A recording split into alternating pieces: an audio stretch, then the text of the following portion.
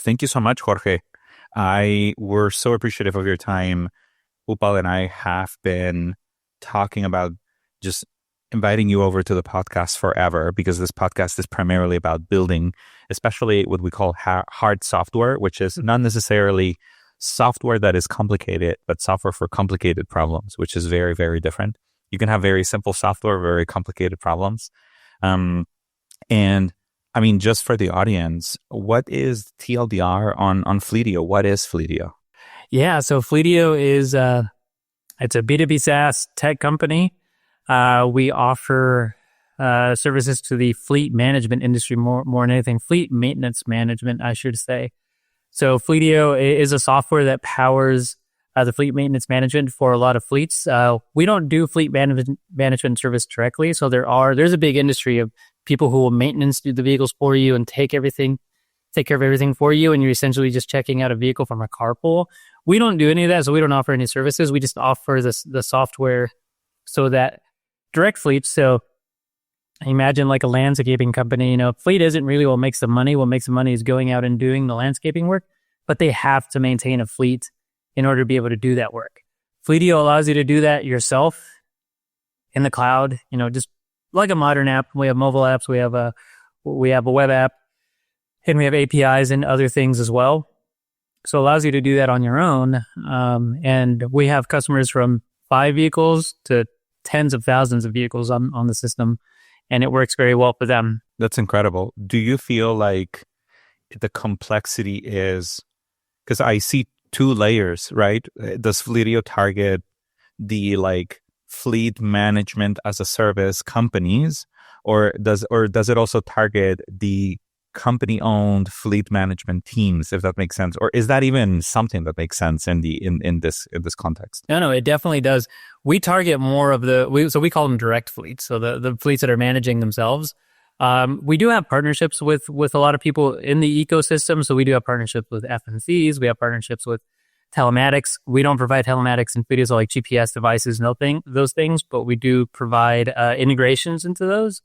So we don't necessarily target FMCs, but we do work with them. But our bread and butter customers are those direct fleet customers. Got it. That makes sense. So these are teams within, AAA, for example, who are managing their own fleet, or a carrier, like a courier or something like that. Yeah. So we do have all sorts of customers. Again, some customers are just managing 1 or 2 vehicles. We have municipalities with 100 people, and they have 5 vehicles in the entire town, and they use Fleetio to manage those.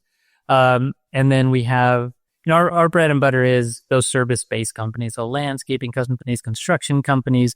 Stanley Seymour is a logo we have on our website. They go to your house and clean your carpets. We don't manage any of the cleaning materials, but the vehicles they use to do that's really what we focus on. So those type of customers who are providing a service, and the fleet is a means to provide that. That's fantastic. Are you guys, Upal and I have this running joke that him and I are going to find a way to work in hardware at some point, even though we've been trying to avoid hardware for many years. Are you guys in hardware at all, or do you rely on other companies to do the telematics and all that stuff? Yeah, we don't do any hardware, so we do rely on third parties. There was a time, 2017-18, where we developed a mobile app to do a very lightweight version of the telematics through the phone, and it worked okay. But we realized it was just something we weren't good at. We were good at building cloud-based software, mobile apps, but we weren't good at building things that interact with the real world, if that makes sense. So that's something we tried it out for a year or 2. It was called Fleetio Drive, but we ended up sunsetting it. So we're strictly all software now, no hardware. And hardware scares me as an engineer a little bit, because you lose a lot of control when there's hardware out in the real world versus servers in one data center. So we've been avoiding it. No, that makes total sense. When Upal and I were building Silo many years ago, Silo had its own trucks at some point. And that was a really, really scary experiment that we ran, that we promptly discontinued, because we realized, we got into IoT, we had our own sensors. We also built a mobile app for drivers. And I think we quickly realized that we were indeed not as good at interacting with the real world, especially with IoT and all that stuff, to the extent that you can use a mobile app to sort of act as a multi-sensor, right? It was still really, really complicated and not our bread and butter. Yeah, I mean, once you have your software distributed on different systems, even on mobile apps, right? We have mobile apps and it's modern, we control a lot of that ecosystem, but still we have users who haven't upgraded their mobile app in literally 7 or 8 years, and they still show up in Datadog, right? Like this person is using Fleetio Go 1.2 and we're now well beyond that. So yeah, you just lose a lot of that control. Whereas on the web app, right, if you want people to use a new version of it, you just ship it out and they'll refresh the page, pretty soon. They'll click on a link or something and you have complete control over that. The hardware is even worse, right? Because a lot of times you don't have the means to even send an update to that hardware unless it's physically in front of you. That makes total sense. I mean, even for on-prem software, the like traditional software, when we started building, I feel like vertical SaaS has emerged in the last 10 years, right? And at the beginning, I think, at least from our perspective, we were fighting against like on-premise software that they would just ship out CDs to their customers to like upgrade. And a lot of customers didn't want to upgrade at all because they're like, well, that's unknown. I don't know what's going to happen with my system, Yeah, it's just so scary. Well, it sounds, and we just read that, Fleetio did a fundraising round recently. Congrats on that. Thank you. That's an incredible progress. We were just really curious about your journey. Like you've been just from the early days to today. How has your role in thinking evolved as Fleetio has scaled? Yeah, that's a good question and definitely a lot to think about, and something that I think about even just when I fall asleep at night. So when I started at Fleetio, I was the third employee. So it was the founder, Tony Somerville. He solo founded the company. So he was previously a software engineer, product manager. So he could do it all by himself, and he did for about a year. And then he hired somebody to do sales. He was here for a really long time, 10, 12 years. Wow. And this was in 2013. And then I joined in 2013 as just a senior software engineer. But I will say one thing that caught my attention from the job posting was that it said senior software engineer, parentheses, potential for future CTO or something around there. And I was like, I was 28 at the time. I had done a lot of agency work, work with startups. So I was like, that is interesting. I don't think I'm ready yet, but like the parentheses interest me a lot. So when I joined, I was really just an engineer. Like my main focus was I'm going to help Tony and I'm going to help Matt just build as much as I can. He didn't have any process. Tony was essentially the product manager. He was also coding at the time too, a little bit in his spare time. So it was really just about getting features out there, right? And it was really just a very fluid and organic way of doing it.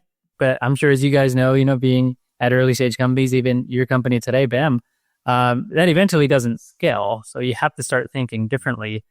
And somewhere around 2015, 2016, I became the CTO of Fleetio, mostly just because we were growing. Somebody needed to do it. And I've been here the longest. That's probably a big part of the reason. But yeah, then your thinking does have to shift. So to get back to your question, your thinking has to shift into, I think the hardest part for me to accept was, even at my previous companies, I was always just the go-to guy. I was always a good engineer, maybe not the best, but I could always figure problems out. I was always willing to work late at night or early morning, talk to a customer or whatever, like, hey, show me your screen and maybe I can fix it that way. So I was really used to being the go-to person, right? The firefighter. And then as you start scaling a team, whether that's as a CTO or something else, VP of engineering or director manager, you have to start thinking about how do you build something, not how do you build a future, but how do you build an environment, an ecosystem that allows others to do what you were doing, right? To be the go-to people for that, the ones who are churning out features, who are churning out designs or whatever. That like I understood that logically, conceptually, but I really didn't understand how to make that transition. And one thing that I feel I was fortunate to be a part of at Fleetio is we didn't take funding for the first 6 or 7 years of the company. It was all very bootstrapped. That's awesome. And that means we had a slow growth, which sounds like maybe like a bad thing, but for me, it really allowed me to grow into the role. And I know not everybody gets the ability to do that. You get funding, you explode. You founded an AI company today, and tomorrow you're worth $10 million or $100 million. So you kind of have to evolve overnight. I really had that time to do that. But yeah, that really took me a while to understand. My value to Fleetio isn't because I can write the most code the fastest or fix the most complex problems. It's how do I build an ecosystem to allow everybody else to do that? So much to unpack there. That's an amazing progression. I am personally a big fan of companies that scale organically and not by the force or the pressure of VC money, right? There's a concept that has been emerging in the industry for the last year or so called seed strapping, which is you just raise a seed round and then you never raise a round ever again. That's very interesting.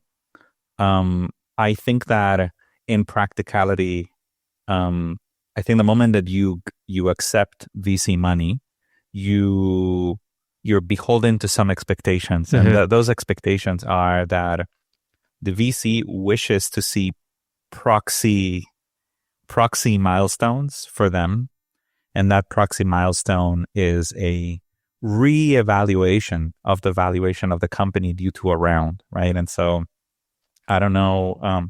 And it might be that it works for some. I mean, if people have come up with a term, there must be a few successful use cases there. But I think it's pretty interesting that, especially for you guys who are you are software targeting a very real life industry, definitely. Right? It feels to me like it is the perfect match for something that should organically grow and then once ready raises money, as opposed to the opposite, which is you raise money from the beginning. Yeah. And then one thing I'll describe it is because you do totally valid that once you start taking in VC money, there's a different set of expectations. I do think that it's a different sort of expectations if you take VC money really early, because at that point it's very speculative, right? What your company is going to be is very speculative. What can it be? Well, we were taking a huge bet. The VCs will say we're taking a huge bet on this company to explode, pretty quickly. So that maybe puts pressure on you before you're ready to even define that yourself. What could your company be, right? What is the end goal? One thing that I really enjoyed about Fleetio's journey, and even the VCs that we work with, so Elephant Partners and Goldman Sachs are our VCs. For a long time, it was just Elephant Partners. And it came later, and it came at a point where we really knew what Fleetio was and what Fleetio could be. And at that point, it was just an execution problem. So it wasn't an innovation problem. It wasn't an ideation problem. It was just, we know what this can become, and we know what we have to do to get there. We need help doing that. We need help executing on that. We need money to hire more people. We need money to hire specific roles that we haven't had before. And even just, a lot of VCs will provide with advice and connections and things like that. Those are the sorts of things that we needed. But again, not to define what Fleetio is, just to get to where we know we could get to, right? We just needed the extra horsepower to get there. And that's something that really helped us too. And I have friends who've worked at VC companies where they take a seed round or a VC round, whatever, very early, but they haven't even, they're at $1 million in ARR, $10 million in ARR, and it's still very speculative as to what that company could be. So not only do you now have to execute, and that's the expectation, you also even just have to define what your market is, what your product fit is. That is so interesting. Going back to, you mentioned before that you went from being the go-to engineer at the company, right? And to eventually becoming CTO of the company. Do you feel like that transition, I'm really curious how that transition was for you personally, because you have to go from doing it yourself because you know how you want it done, to infusing knowledge and culture. And we can talk a little bit about culture, to the point where you feel like you have people that you can delegate certain direction and vision to. And I'm really curious, how was that transition for you personally? Like, was that something that, because I'm just speaking from myself. This was one of the hardest things that I've ever done, is go from I can code it myself because I know how I want it done, to no, I need to build systems with people, and those people need to execute. Yeah, it is tough. It was tough for me, mostly because of myself, right? Nobody put any undue pressure on me or anything like that. But I think, and I've talked to a few CTOs who've gone through this transition too, and even not just CTOs, but I think any leadership position where you kind of start off as an IC, the go-to person, and that could be in finance and marketing and whatever, and you transition into a leadership role. There is like this awkward phase where it's like the awkward teenager, preteen or whatever, where you're not really a teenager yet, but you're not a kid anymore, but you just kind of have to wait it out. Now you've graduated past being a kid, and then you just kind of have to wait it out until you become a teenager. And that's how I felt like, well, looking back at it, at the time, I felt like I didn't exactly know what I should be doing. Like, you go and read articles, CTO should be external facing or it should be visionaries to the company. I was like, well, how do I do that? I have 8 engineers. Like, I don't really understand what that even means for me. But I also knew that I couldn't just continue coding. I did, even today, I still code a little bit, but certainly then I was probably coding 50 to 70% of my time, but that even felt wrong. And I use this anecdote a lot, but people would ask me, just people who didn't know me, like, oh, so what do you do for work? And I'm like, well, I'm the CTO of Fleetio, but not really. It just means that I've been there the longest, right? I was very imposter syndrome-y about my title, and I would even hide the fact that I say like, oh, I'm an engineer at Fleetio. I've been there a long time, or I work on the tech side of things, but I would kind of de-emphasize the CTO title because it didn't feel real. And now looking back at it, I realized that there was a point where I just kind of grew into where the CTO position did feel real. It did feel like, okay, now this is a real team. We've got people who are amazing, but we have processes, we have systems, we have an ecosystem in place that it just feels like a real company at this point versus you're just the engineer who's been here the longest out of 8 engineers, right? So that transition was pretty hard on me because I was always doubting myself. I was always worried that the Tony, the founder, would catch on, right? Like, oh, he's not a real CTO, so let's find somebody who is. But I realized that you just kind of have to get through that awkward phase for a bit. And then once you do, if you can make it through, obviously there's a lot of survivorship bias here too, but once you do make it through that phase, you think to yourself like, okay, looking back on it, I just had to go through the growing pains in order to get to where I'm at today. And now, really just even more recently over the last like 2 or 3 years, I feel really confident in my role and I feel really confident in what I'm doing and my value to the company. Even though I may not write a single line of code for an entire month, I still feel very comfortable in what my value is. So now when somebody asks you, what do you do? Like, I'm the CTO at Fleetio. That's a line, right? Because I really feel it at this point. But again, there's just a long period of time where I didn't feel that to be true.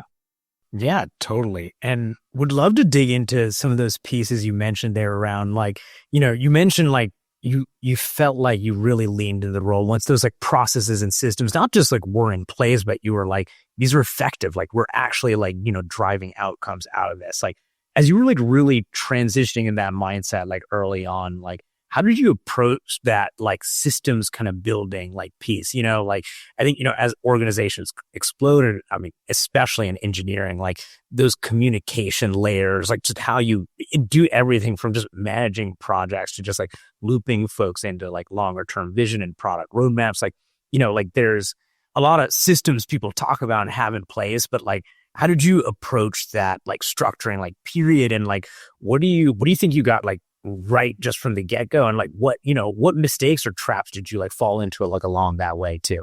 I think again, I'll keep going back to this multiple times probably throughout this interview, but being able to grow slowly and organically was really helpful, and also had its downsides because we were growing slowly. We would hire an engineer like every year. The next engineer after me joined a year and a half after I joined, and the next engineer after him joined like a year after him. So it was you had a lot of time.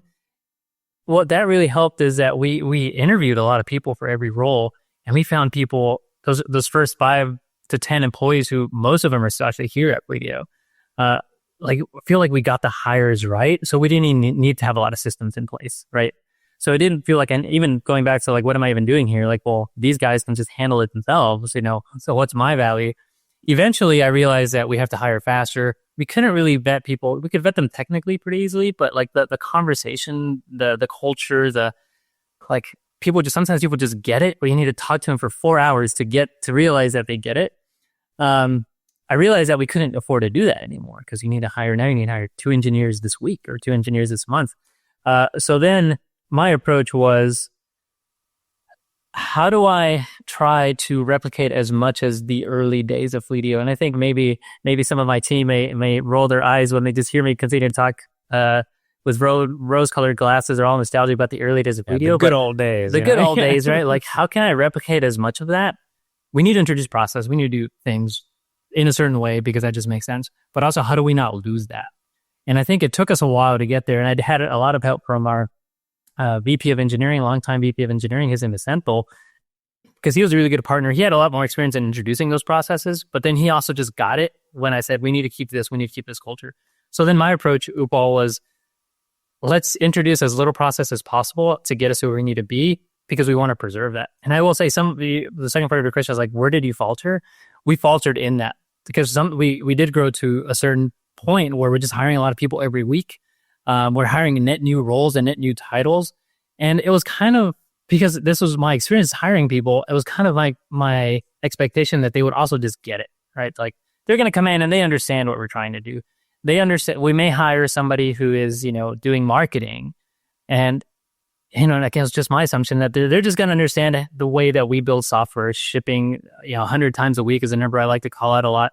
Things, but then I just kind of got a little bit hands off with that for a number of years, like 2 or 3 years, and then it kind of gets to the point where you realize, okay, the philosophy, the culture has kind of fractured a bit. You have different interpretations of it. So even today, one thing that I'm struggling to do, and it's making a lot of progress in, but like, how do we get everybody on board on the same page? Now we have, 150 people in our product and engineering org. How do we make sure everybody sees, how to use this terminology, how do we make sure that everybody sees the same Easter bunny? Because for a long time it didn't. So my process was really around just keeping it simple and trying to be nostalgic about the old days, trying to be fast. And then where I faltered was not really pushing that and make sure that everybody understood.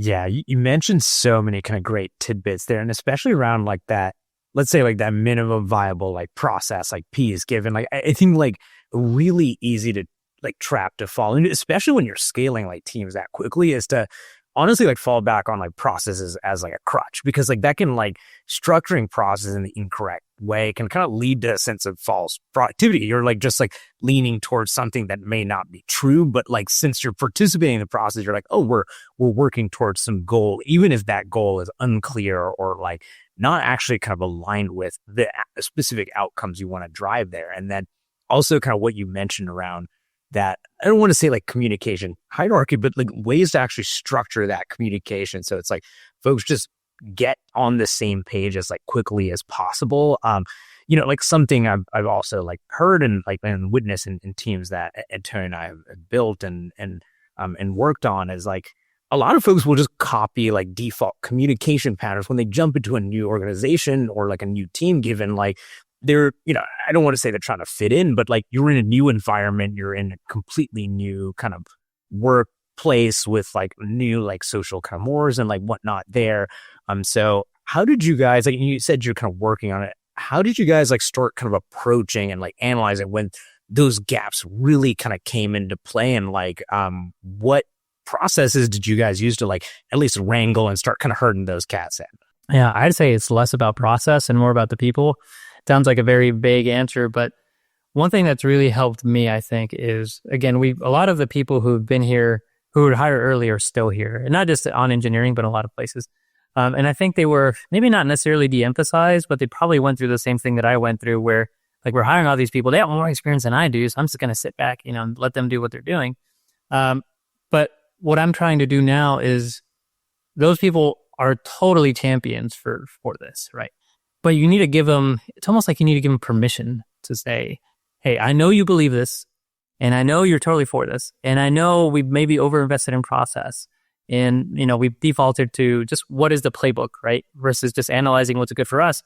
But I also need you to just be that champion for me, because, I can get in an all minds meeting and say this with a really nice deck and everything, and some people will understand, but you just need to keep repeating it.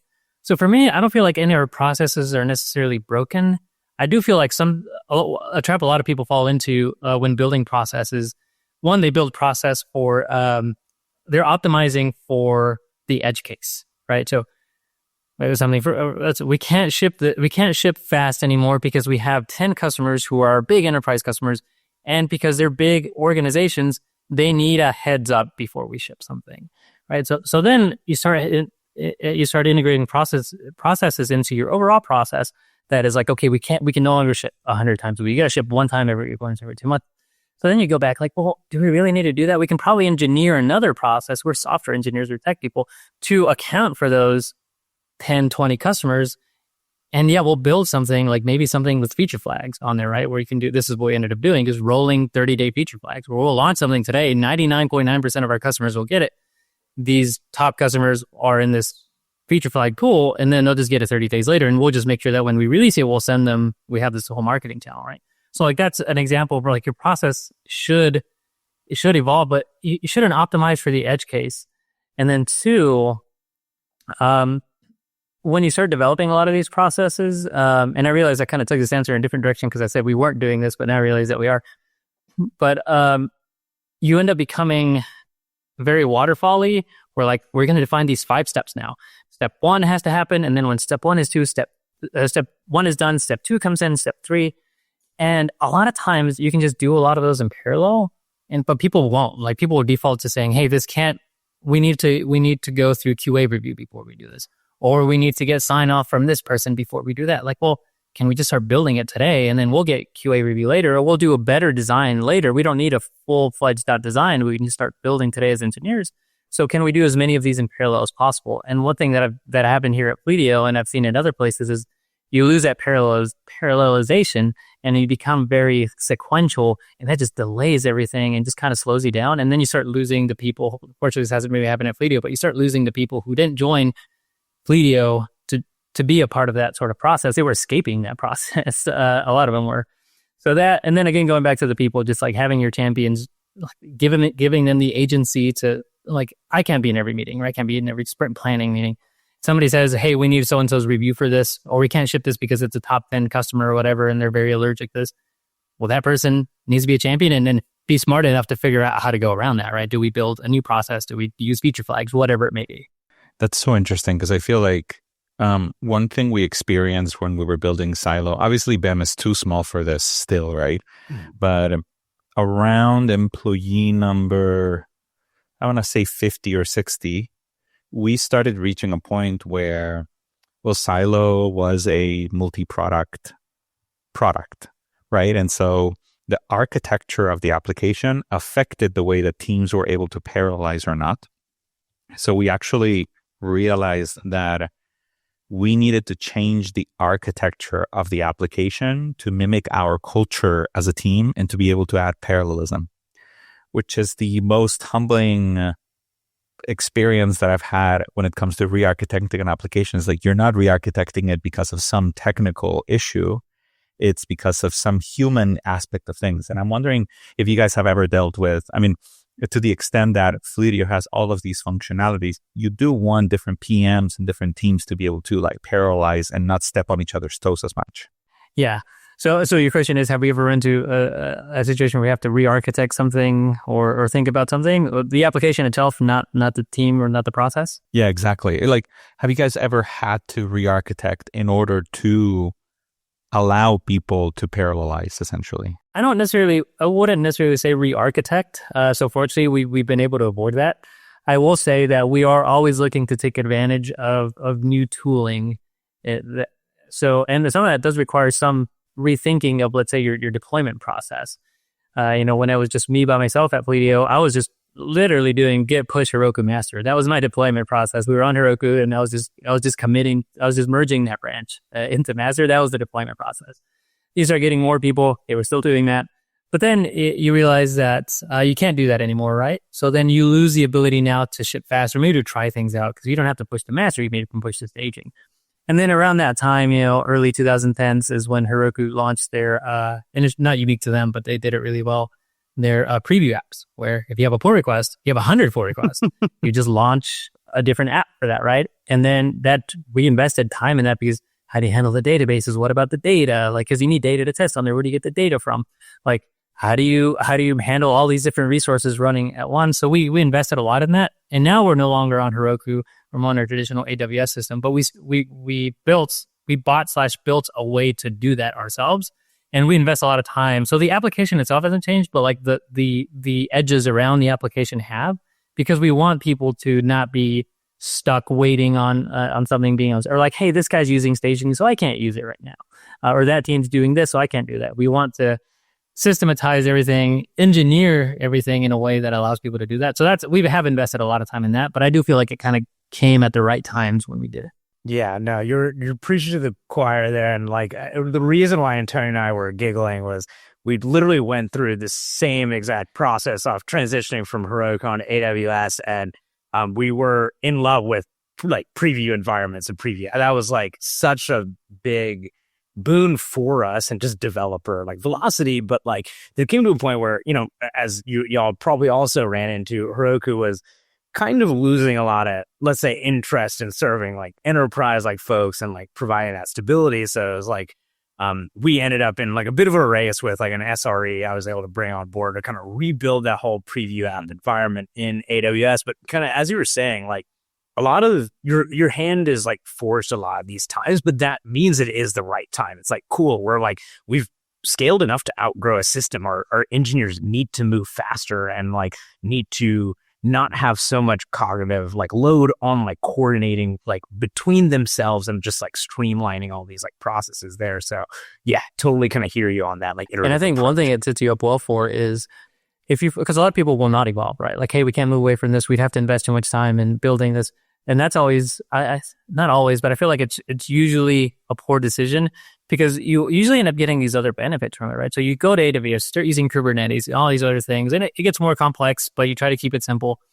And we have, sometimes we have, 100 environments running at once, production, staging, and like 98 others that are just like test environments. And then somebody will come in from the sales team and say like, hey, we have this customer, super enterprise. It's a huge deal for us, multiple $1 million in ARR potentially.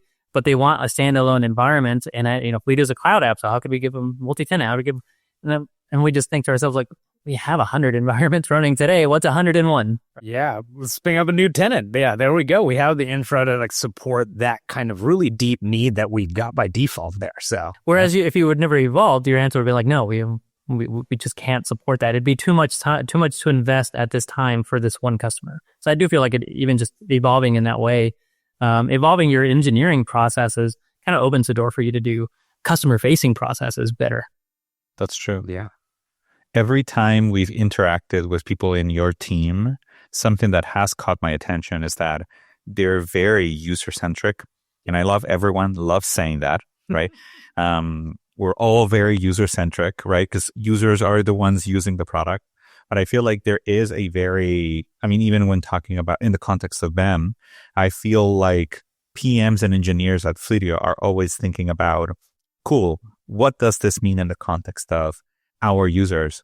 Can we iteratively test it with our users, get their feedback? It's been one of the most interesting relationships we have as a company because I feel like it's very collaborative, but we've all been like, oh, this is very interesting. A lot of companies we've seen approach it slightly in very different ways. And I'm not saying that it's wrong or right, but I think it's more like, let's just do like a little something or like, let's just have enough conviction on something and just build it and see what happens. And you guys have been more like, no, we actually want PMs and designers and engineers to like try it out. And I'm really curious how is that working, for you guys? And like, because that seems like a very unique trait of Fleetio. Yeah, it's definitely something that is in our DNA, and it starts from again, our founder, Tony, because, originally being a small company and not having money to hire a lot of people, well, somebody's got to do support. Hey, who is it? Well, it's me. Yep. It's you. It's and I remember I wasn't a very outgoing person when I joined Fleetio, at least not customer centric. I came from an agency, so I was, as an engineer, is far removed from the customer. Every time I joined a call with the customer, I had like 8 layers of people essentially protecting me from the customer, right? Which made me feel like I didn't have to go out and expose myself a lot. But then I also later realized that wasn't a good thing. So here at Fleetio, you for a long time, for many years, even after we had dozens of people, your first week, you just had to do support. It doesn't matter if you're an engineer, if you were a VP of marketing, like you're just gonna answer phones for a while. That, and I think the other thing that a lot of people really find interesting about Fleetio, and this is something that attracted me, because when I applied to Fleetio, I was just looking to join a startup, and I was, again, 28 years old. I was looking to join for something exciting, like a BEM, right? Where revolutionizing the industry, doing something very modern, very forward thinking. And I saw Fleetio. I was like, that's fleet management, right? That's not, I don't know, like my friends don't use that, right? My engineering friends don't know anything about this. And one thing that was very apparent here at Fleetio is that you kind of mentioned this earlier, Antonio, you're serving a very real problem with real people who are usually underserved in technology, right? So that, blue collar workers, like the big AI companies aren't necessarily targeting people driving trucks or anything like that, right? At least not yet. If anything, they're looking to replace them. But one thing here at Fleetio is like you're serving this community, and then what becomes very apparent, especially as an engineer, you build something like somebody asks you like, "Hey, I want you to join this call with this customer," kind of get nervous, and then like people just are glowing with enthusiasm. Like, I can't believe you guys built this. Like, we talked about this only a week ago and it's already there. Like my drivers love this, everything. So then you kind of get addicted to that as an engineer. We're like, oh wow, I can write stuff. I can write code on my very fancy code editor, push it out. Normally I just wash my hands of that, right? And if anything goes wrong, I'll just get a Jira ticket for it. Like, no, now I'm actually talking to a customer and I'm seeing like the real world impact of it. And they're very appreciative. That was something that was, doing the support calls was very critical for me in my growth here at Fleetio. And a lot of people got to experience that. And now we don't do that as much because you can't get, 150 people doing support. But that DNA is still there. People feel that. So then the default, again, one of you said this at the beginning, is people join and they kind of default to whatever else is happening. Sometimes it's good, sometimes it's bad. One of the good things is that you kind of do get the vibe that, like, hey, go out and talk to customers, call them up. If you're an engineer, you're going to join that phone call, right? And you're going to be expected to speak. And then you kind of get that vibe when you join. So I think that's probably, Antonio, what you're picking up on is people just kind of, they just become part of the vibe as well and champions of that vibe. They almost feel like they don't have to ask for permission to do it. Yep. Because they see other people doing it. Yep. And then even with the things we're working with you guys, we release some features as you guys are aware already. And like that, we're calling these customers up every day and like, hey, we're noticing, based on the traffic you're using this, what do you think about it? And your customers will say like, oh, it's great, it does this, but I wish it did that. And then like, okay, well, we'll talk tomorrow. And then tomorrow it does do that. And the customer's like, oh, that is amazing. You guys are great. That is so awesome. I mean, I feel like witnessing that has been really interesting because, well, we are a horizontal company. And on top of that, we are engineering first, which means that we are one step removed from inevitably the user who gets to experience this. And so seeing that in proxy has been really interesting because it's like, oh, whoa, these are like real people. Yeah. And they're impacted. People love it because, well, the big metric for us in how we're using BEM is how much time are we saving people? And they have this dashboard that is literally just hours saved. And it's not just a vanity metric because you talk to a person, to a fleet customer, and they'll tell you like, I saved 3 hours this week because I can now import documents automatically, right? And previously I have to type them up all myself and I have to stay late. And now I don't have to stay late anymore to do that. It's very tangible, very real. And I'm sad you guys don't get to experience that. We'll share more with you, but it does, like, you get addicted to that as an engineer, as a product manager, as a designer. Like it just like it gets your blood going. Yeah. No, of course. I mean, I think that is the most rewarding part is actually seeing someone be able to go back home, like close up shop a little earlier because they don't have to do as much like grind work, so to speak. I'm really curious. So speaking of BEM, I mean, I know our companies are so different, right? Fleetio is a fleet management system for fleet management. We are very ill-defined, but if we can define ourselves in some way, we are an ambient system that translates and transforms unstructured data. I'm really curious how you feel because it's very interesting for us to get an outside perspective on this, because the way that we talk about them is always in words that we've created in-house.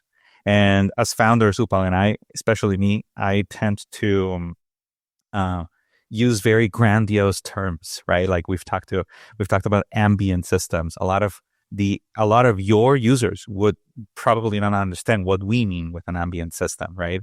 And I'm really curious if you feel like there is an intersect between our vision for, hey, can we enable software builders with a set of primitives that allow them to marry the physical reality of their users with their systems much faster, and Fleetio's vision of what you were describing before, which is, can we save our users time and money? Yeah, I mean, I do think that there is a strong intersection there. because you kind of said that you're an engineering company, you're a horizontal company, you don't get to experience the end user. I'll just use me as an example. I consider myself a full stack developer, right? Which I'm very good. Well, at least I was at building web apps, even a little bit of mobile apps, right? But my thinking doesn't really allow me to do, my type of thinking doesn't really allow me to think about the sorts of problems you guys are solving, right? So then I hear from our customers at least, very few are asking for AI powered features, right? It's just like the complaints that we hear is like, this just takes forever to do, right? Like I'm doing this all the time. It just takes forever to do. Nobody's saying like, hey, you guys should build a chat GPT integration to do whatever, right? Nobody says, are you guys working with Perplexity or something yet, right? We don't care about that. And even if they use it in their personal lives, they're probably like me. They don't really see how it can intersect with their professional lives. So I think what companies like BEM, who are really on the forefront of a lot of this, allows full stack engineers like me to think about is, I understand the customer problem. They're spending so much time in forms and menus. Well, my job is to build forms and menus, so I'm kind of part of the problem, but how can I solve that? Being able to leverage just somebody else's expertise in a horizontal company to do that in a way that makes it easy for us to just build features, because we worked with you guys, and ultimately what came out of that work is just more menus and forms, right? Just better. So I think that's where the intersection really is critical for our users, because again, they don't know that there's an LLM powering any of this, right? Or if they may suspect that, but they're like, hey, this is awesome. I uploaded this document and it got all the data. It would have taken me 20 minutes to get all the data out myself, and it got 98% data out. So now I just have to verify and fill out a few things. It's very good. So it allows us to divorce the technology aspect of it and the complex technology, because a lot of people, even myself, just don't really understand at a deep level what's going on with artificial intelligence, LLMs, like what's the next step. But it allows you to decouple that from just the problem solving aspect of it. And again, we're just trying to solve the problem. How do you get users to spend less time in Fleetio and do the job that they actually need to be doing? But if I were to say like, well, I'll build a BEM myself, I would flounder in doing that, because again, my type of engineering background doesn't really align with that. So that's where I really see the intersection being very powerful, because it's really just like any tool that you're using, right? But this is like the next step of the tooling at this point. That makes total sense. And we see the value that you guys provide to your users is the deep understanding of their needs, their workflows, the industry know-how.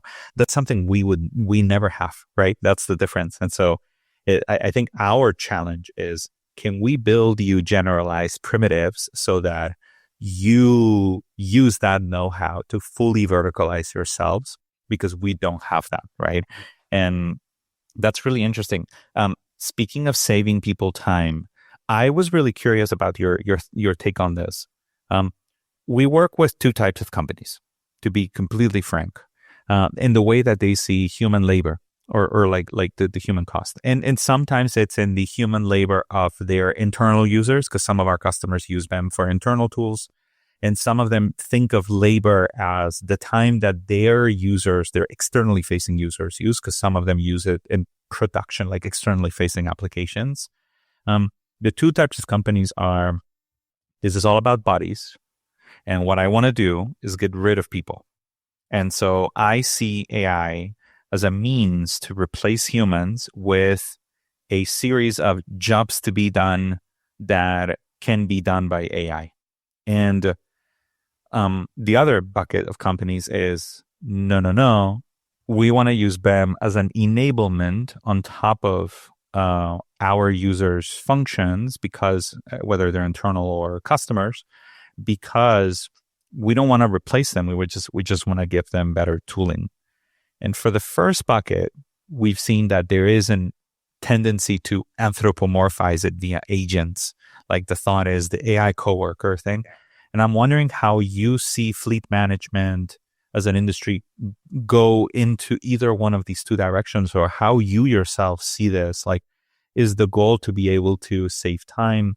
Is there even value in going to your customers and saying, you guys need 20% of the people that you used to. Like, I'm just really, really curious from your perspective, how you guys see it in your industry. Yeah, I'm definitely more in the enablement side than in the replacing body side. But I will add a caveat. I think whether it's AI or any sort of software that you're building, you're trying to build it to add value to your customers. And typically that value is to make them more efficient, more operationalized, right? So even if AI did not exist at all and we just continued building Fleetio the way we build it today, the reality is that you are replacing time, and enough of that time will eventually replace people, right? But I see that as just the nature of software. But then if you look at the history of software too, there are now more jobs, and especially technical type jobs, than there were 20 to 30 years ago, right? I'm sure when the internet came out, people were saying a lot of people are going to lose their jobs. And certainly those jobs evolved, right? I always go back to, and I'm gonna totally butcher this anecdote, but it's also like when 100 years ago, people had these complex music boxes in their homes, right? And it was very popular to hire. They were very popular. They'd break all the time. So you'd hire a mechanic to come to your home and fix your music box. Well, then the radio came out and the disc player came out too. Those were, one, a lot cheaper, and two, a lot more reliable. So overnight, people started filling their houses with these. So there was an entire industry of music box repairmen who ultimately lost their jobs, right, over a short period of time. But then if you look at a long enough time frame, well, now there's radio broadcasters, right? There's screenwriters. Well, now because there's TV, there's all these other jobs that were created because of that. And I definitely don't want to understate that some people will be directly affected by any new innovation. So when I think about software in general, even just a web app like Fleetio, mobile app, I mean, you are trying to make people more efficient, which eventually will translate into maybe not needing as many people. But the way I see it is you're freeing up people to do either a job that they are not dedicating their full time to today, or a job that they haven't even realized that they could be doing today. So again, there's a lot of people who are fleet managers, are the main users of our web app. They're the ones that are dragging and dropping documents into Fleetio today, manually typing them up. The value to the company is not data entry. That's not why they're fleet managers at the companies. They're fleet managers. The value is that they do fleet management, which is ensuring that the vehicles stay on the road. That's ultimately what they're in charge of. Like, downtime is killer for a fleet. So their job is in reducing downtime for vehicle downtime. So the way I see it is, any software, AI is the next big jump in that, is going to allow those people to, and that's what I'm trying to work toward, at least, to be more efficient in what actually brings value to whatever operation they're running. So I understand that, there's a lot of fear on what will AI do. Being software engineers or being in software, you guys realize that engineers we probably didn't think about this 5 years ago, but we're probably on the front line of being replaced in a long enough time frame, right? Because their coding applications seem to be very relevant for AI today. Everybody's doing AI copilots, coding copilots. So that's definitely something that I don't want to understate, but I do think that if you look back 100 years from now, if you look back at this time period, I would hope, it is my hope, I don't know the future, is my hope that people will realize, well, there was a bit of a disruption, but ultimately just a lot net new titles were created. Now there's people doing jobs that they couldn't do or they didn't even know they could do before. So that's really how I see it. And anything we build at Fleetio, anything that we're using BEM to build at Fleetio isn't meant, and we never position it this way, like, hey, you can now fire 10% of your staff, because it does is it's more, hey, you can now manage the sleep better. You can reduce downtime because you can focus on preventing downtime versus doing data entry. That's really interesting, because I think it's similar to when we have an inbound to BEM and they say, yes, my number one priority is getting rid of people. We basically pitch back to them very similarly the way you described as, well, actually, we're not the best fit for this right now, because we don't think that that's the way you should approach your business. We don't think of it as a zero-sum game. What we think is you should actually make more money with your existing team by enabling them with better tooling. And that's where, like, it's very interesting. I wonder if it's like growth mindset versus efficiency mindset. A lot of service-oriented organizations do think about things in billable hours and like human labor on a unit economics perspective. But I think it's really interesting because we see a lot of our fellow companies in AI try to position themselves as the replacement for people. And I actually think they're shooting themselves in the foot because they are influencing their own pricing, right? By trying to convince their customers that, hey, the absolute ceiling of what you'll be able to do with us is just replace humans as opposed to grow as a business, which is fascinating to me. It's kind of a chicken or the egg situation. Yeah, no, that is a great way to think about it. And well, I was having a discussion with somebody at Fleetio, and they asked me if I was afraid that somebody was now going to be able to use these AI copilots to build a Fleetio competitor faster, right? Just super fast. Like, kind of, but I'm not really scared of that. I'm scared of somebody being a lot more AI oriented than I am, building a better Fleetio, building just a far more efficient Fleetio, right? And that's maybe a good way to summarize what you were saying, where like you just have to, like, AI isn't necessarily just, if you're just using AI to replace people, there is a cap to that, right? If you have 100 people today and you replace all of them with AI, well, your efficiency gain was 100 people's time, 100 people hours or people days. Whereas if you think about it as a growth mechanism, like, it doesn't matter that you're still employing 100 people because you're growing well beyond that, and they can do jobs that AIs will never be able to do, at least not in the short term. So yeah, I totally get it. You're capping yourself by thinking about replacing something because there is an absolute floor to that. You can't go beneath replacing all of your people, right? Once you replace everybody, that's your cap.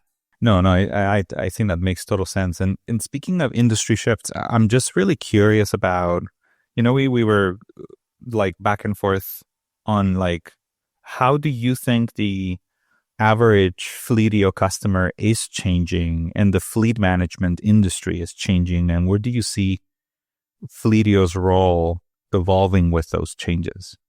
First, I'll look toward the history of Fleetio, I guess. We've been around for about 13 years now.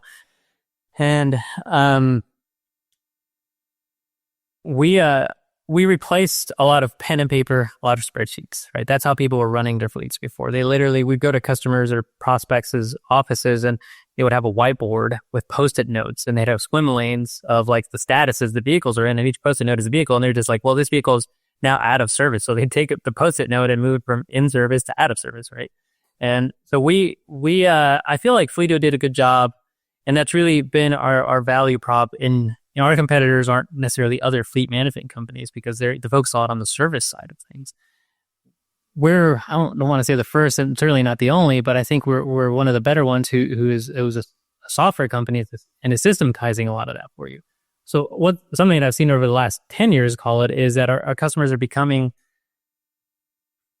yes, more technological, but also that's not really, more technological isn't really the best way to describe it. It's technological by default. They're becoming software by default, right? So you're seeing new fleet managers come in and like, well, what software do we use? Well, Fleetio. Okay, good. But if a new fleet manager, 20-year-old, 22-year-old kid comes in as a fleet manager, like, what are we doing? Like, what's pen and paper? Like, that's not something that's going to evolve well, right? And then the way I see it in the future is, one, I see a continued growth of that. I do think that, just like in any of the industry, you're going from pen and paper, fleet just happen to be maybe one of the later ones, into replacing that with systems. I do think in the future, what people want to take advantage of the most is how do you automate as much as possible? And a lot of that is just through newer technologies, especially in data collection. You guys may not know this, but a lot of vehicles, a lot of manufacturers, they've already had these for decades, sensors all over the vehicle, a lot more than you know about. You know about your oil pressure and your oil temperature and, your revolution per minute, but there's hundreds of sensors on these vehicles, especially now. Well, a lot of vehicles are now, whether you know or not, coming with modems built into the vehicles. And that data is getting fed into these OEMs. And you can, especially if you're a fleet, you can request that be turned on. And then you now own your data. Now you have time series data, which is crazy to think that, a company who maybe 10 years ago was doing spreadsheets or Post-it notes on a whiteboard. Now they're talking about having to hire data scientists and provision a time series database to go over all this. And the real part of that, though, the real benefit of that is that now you can use that data to help you automate things and help you make decisions. Whereas before, like, it's really just up to the people to make a best guess. But if you have so much data, now you can just automate it and make a decision-making engine. And then now you put AI on top of that, in the near future, I'm sure.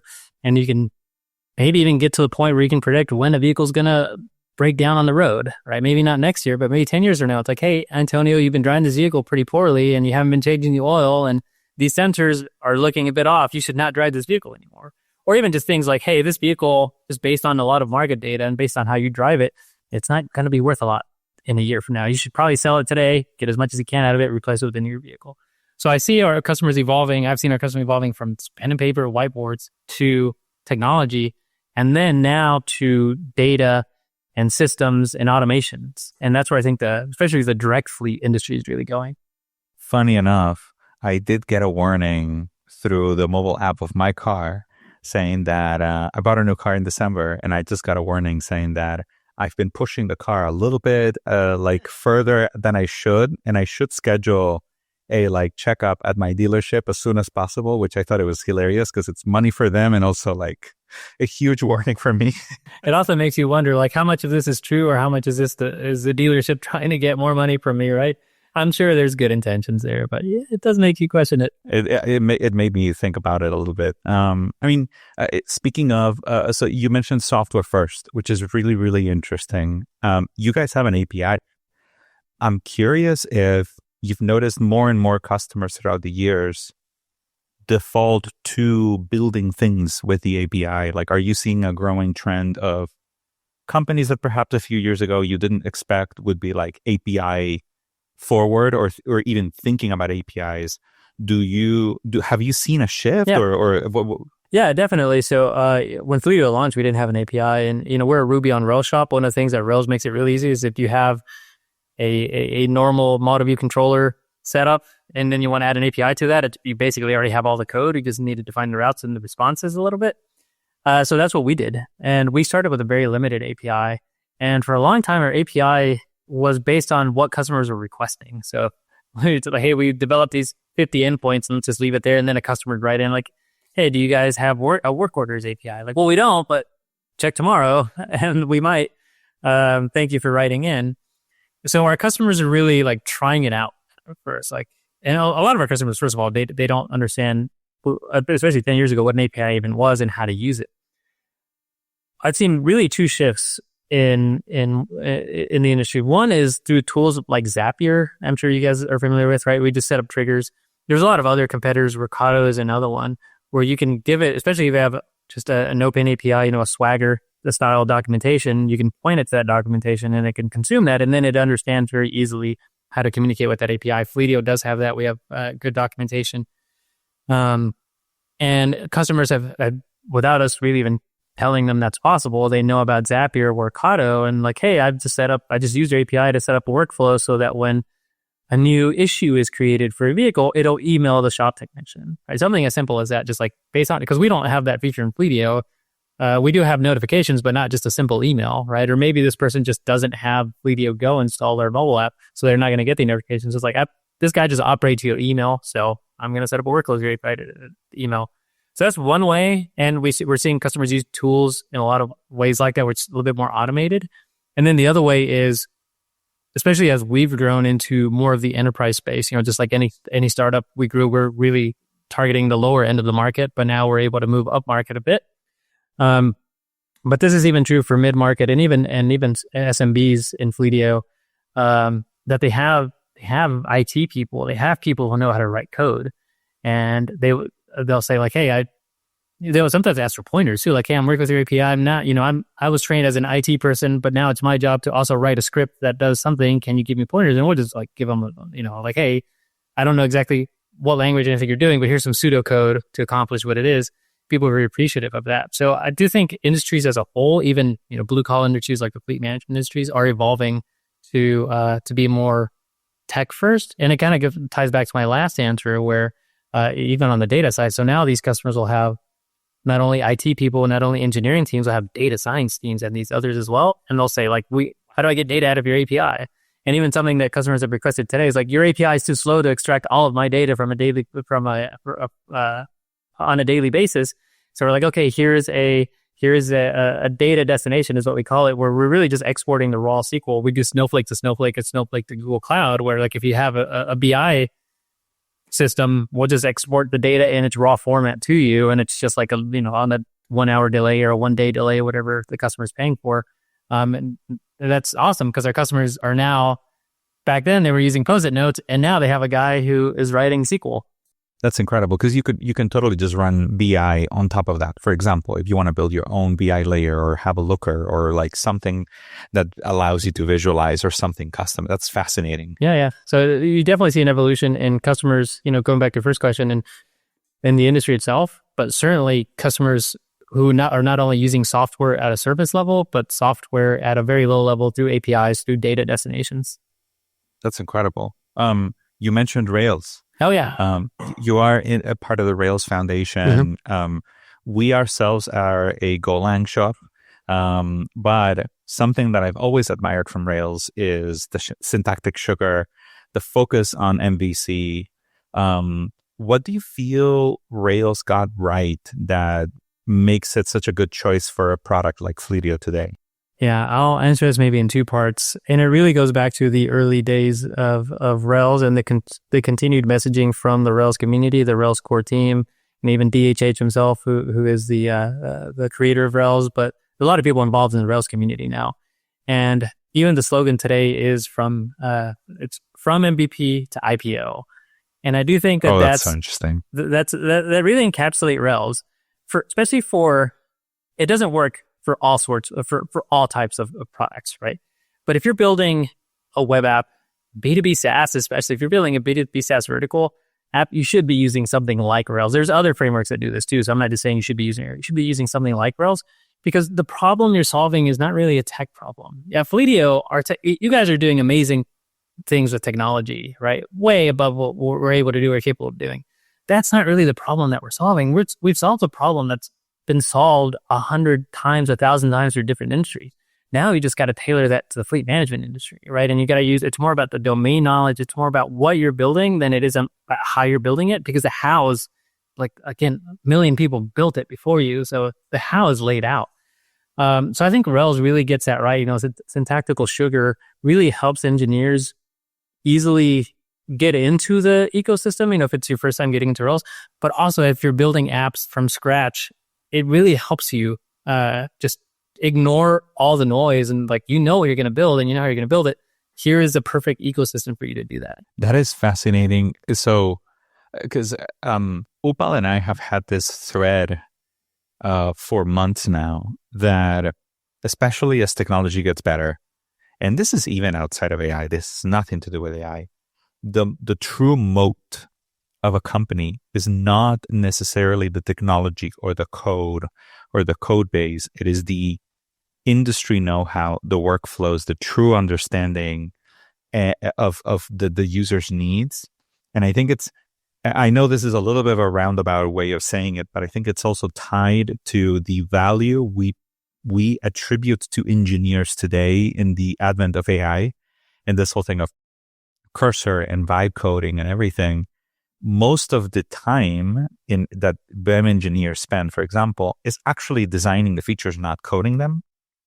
And I think that it's kind of interesting that Rails has that, like the MVP to IPO thing is almost a way of saying, don't focus too much on building this technical moat that for a fact is not real. Build your moat and your IP in the industry know-how. And I think it kind of ties everything in really, really well together. Yeah, it is really, because some companies, they need the tech moat, right? Like OpenAPI, OpenAI, they need the technology moat. That's what they're building, right? And so you probably shouldn't build OpenAPI on Rails. Is a good way to put that. But that thinking where your moat is your industry knowledge. It's also the culture and how you build and how you target your design language, everything. We feel like that's really where our moat is. And if you look at even our online reviews for Fleetio, it's a simple app, right? We're not launching rockets into space. We're not building AI models. It's simple. So we just need something that allows us to build in a simple way and ignore all of the other things. And then I mentioned I was going to give you a two-part answer, because the thing that I probably like about Rails more than anything is that Rails typically isn't taught, Ruby typically isn't taught in college. I will say I did have a Ruby class in college, but it isn't typically taught in college. You learn Java, you learn .NET, you learn these other things, right? You may learn Golang and others. So for somebody to go into Rails, and this is true of other languages, but somebody to go into Rails and Ruby, you kind of have to self-select into it. And a lot of people will self-select out, once they learn it a little bit. The people who stick with it typically have that same mindset that you were just summarizing, where like, they don't really care about the hard, difficult technologies. They're not gonna, you maybe just graduated, you took that discrete structures class. I remember it was a very difficult class for me. Your data, your algorithms class, your data structure and algorithms class. Like, they're not really interested in that part. They're interested about building a valuable product and solving the customer problem, going back to our earlier conversation. Like so then as you're interviewing engineers, I do feel like it's just a little bit easier to connect with people because they've already essentially been pre-filtered to have that same culture. Not everybody, but I do think you have a higher success rate. I've helped other companies and friends interview in other languages like .NET, and like they really focus on their technical ability. They're doing like leak code and these other things. Like, I don't care if somebody's at leak code. I care like how much they care about solving a real customer problem. And the framework that they're using should just be a very simple tool to help you do that. And I think the people who go into Rails and stick with it, they just kind of come preconditioned that way. They self-selected into that group set. So that's my favorite thing about Rails is the people. And I think it just makes hiring really easy, to be honest, especially at a company like Fleetio where, I think you've gleaned a little bit of our culture from talking to us. Like that, like it really, if I could describe even our product and design teams, it's kind of a Rails shop, even on that, even though they don't even know what Rails is, but they like that whole culture that we built. And it really is just that Rails culture. That is so incredible that having the syntax behind the language and the packaging of a language can be so intertwined with the culture of building a product. That is true engineering, in my opinion. Yeah. So I love engineers. I love solving hard problems too. Occasionally, I'll think of something and I'll spin up a code editor and I'll just try to crack the egg. But I don't feel like that's where my value should be at a B2B SaaS, right? That's not, nobody's paying me to crack it. Like, nobody's paying me to say 2 milliseconds on a request, right? They're paying me to get customer value fast. That makes a lot of sense. We've seen that you've been a advisor for different companies, even just for ourselves as an early team. What do you think early teams miss often when building products, not just like Fleetio or not just like vertical SaaS, but what do you see missing from early teams? I kind of have to couple this with my previous answer too. I think a lot of times they just solve for the wrong thing and they really latch onto that. And that could be a technical solution they're trying to go after. That could be whatever, but I do see the sunken cost fallacy a lot in early companies, whether that's the entire idea of the company, which you kind of hope that doesn't happen, but even on like, hey, I have to do this because like my VCs are expecting this, or at least I feel like my VCs are expecting this, or because if I don't do this, my customers are going to, do whatever. And I feel like people get stuck and they don't evolve quickly. So I've seen that, I haven't done a lot of advising, but I have done some officially, and I also have just friends in different companies, a lot of early stage companies as well. And I feel like they just kind of get stuck into the sunk cost fallacy of just whatever. It could be like on the wrong hire, on the wrong problem you're solving, on the wrong whatever. And one thing that I've learned here at Fleetio from people who are a lot more experienced than I am in building companies is if something's not working, you got to move away from it. Just got to move on. You got to do the next thing, right? And I think also because when you're talking early stage companies, you're frequently talking to the founders. They're really married to the idea. Like, they love the idea. That's why they got into it, right? So it's hard to really move because there's a lot of emotional investment into that. And I understand that, and I definitely went through some of that, even though I wasn't a founder here at Fleetio, but I even went through some of that myself. But I mean, you get emotionally attached to things, people, things, processes, features, customers, right? And you just got to move on. You got to learn to move on. And that's, again, the people who've joined Fleetio just in the last few years as we've grown, we've hired, experienced people to be in different roles. Like, that's one thing you pick up pretty fast is like that they know that if you want to keep executing well at a high level, you're going to have to adapt. Yes. I can testify. I've made the mistake of being too in love with my own idea as a founder and not being able to adapt because it's my baby, right? And so that is so interesting. Thank you so much, Jorge. This has been amazing. Yeah. and even just to ourselves in a really selfish way to learn from your, the last few years of your experience, your transition to becoming a CTO. I'm just really curious, what's next for Fleetio? What's next for you? Well, as you mentioned at the beginning, we did get a Series D funding. We did that to acquire a company named Auto Integrate, and they handle the maintenance approval side of things. So that's when you go to a shop and you want to get an oil change. Well, people need to approve it. It's all phone call based right now. We feel like Fleetio can really become, again, I'm going to use this term, but become the default software, the default solution for if you want to do maintenance on your fleet, you do it with Fleetio, you do it with Auto Integrate, and that's just the default. I think a lot of good companies in different industries, they get really good and really powerful, and they build a big moat because they just become the default way of doing that, right? How do you do in energy? How do you do fuel? Well, you get fuel cards. You're not going to do it any other way. And then in other industries, how do you do internal communication? You use Slack, you use Teams, right? That's just the way to do it. There's no other way to do it until a disruptor comes around. But at Fleetio, we just want to become just the default way, whether you're looking for a software solution or not, whatever. We just want to become the default way that fleet maintenance is done, and specifically fleet maintenance management is done. So that's what I think is next. I'm really excited about the growth here at Fleetio. We're growing like crazy, at least in my experience. And it's just a really exciting time. Awesome. Well, thank you so much, Jorge. We really, really appreciate your time. And yeah, thank you for entertaining our questions and crazy stuff and shenanigans. I've talked to you guys a handful of times now. You guys know that I like talking to you. Thank you, Jorge. Thank you.